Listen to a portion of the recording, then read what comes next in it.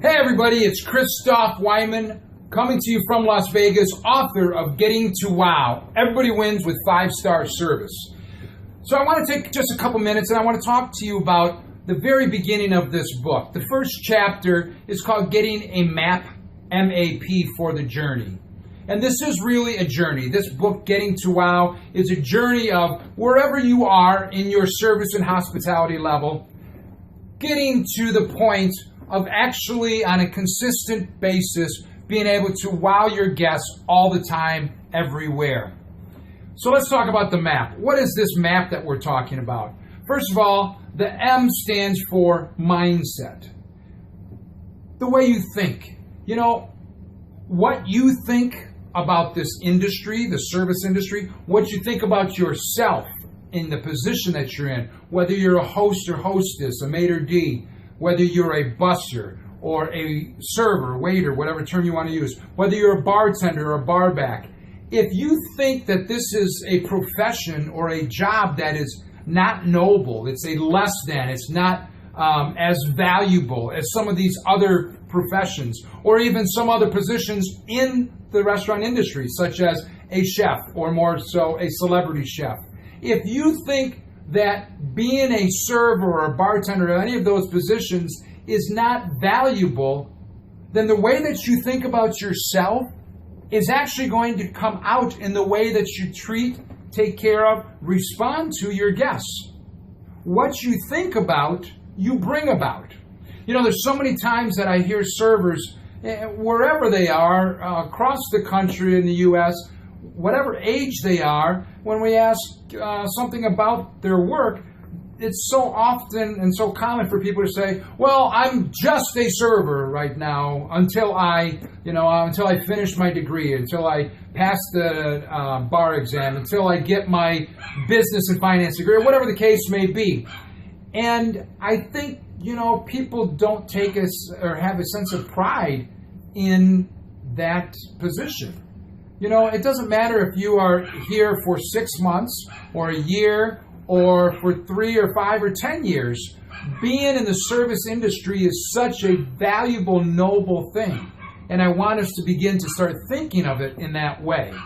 In the book called Think and Grow Rich, which was written by Napoleon Hill, the very first chapter is called Thoughts Are Things. Thoughts are things. Thoughts actually emit an energy, and not only are they things, but they create things. So the way that we think about something really affects and has an outcome in a physical manifestation.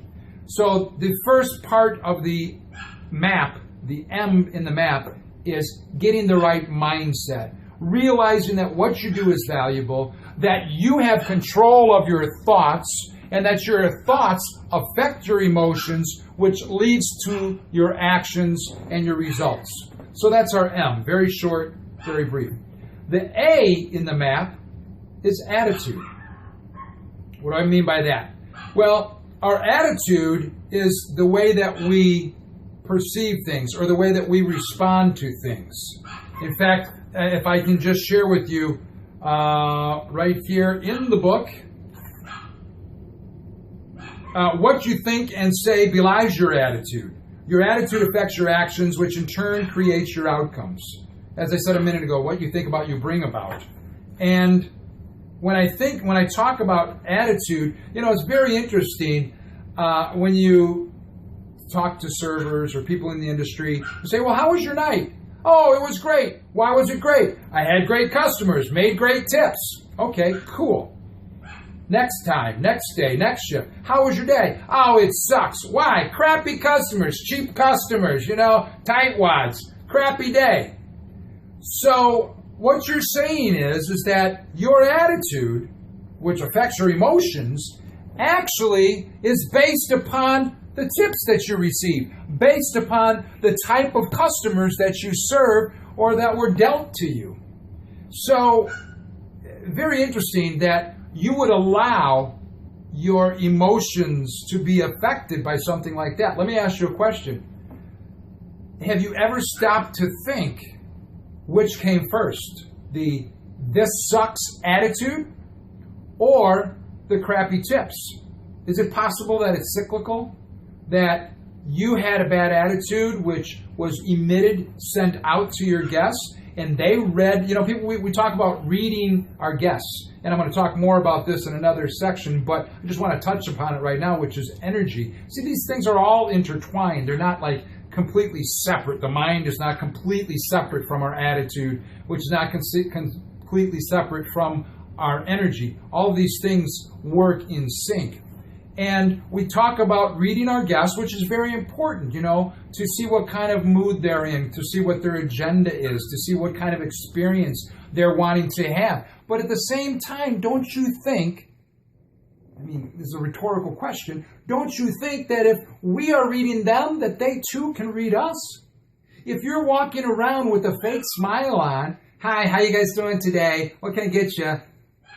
You're doing everything outwardly correct, but the attitude, the emotion, the energy that is emanating from you is not positive, it's not upbeat, it's not full of life and cheerfulness. Your guests read that. Maybe they're not tipping you based upon how well you poured the wine, how much, how timely was the service, but maybe they're tipping you on your reaction to them or on the energy and the attitude that you are giving them or not giving them. So just a thought, So M, we've got the right mindset.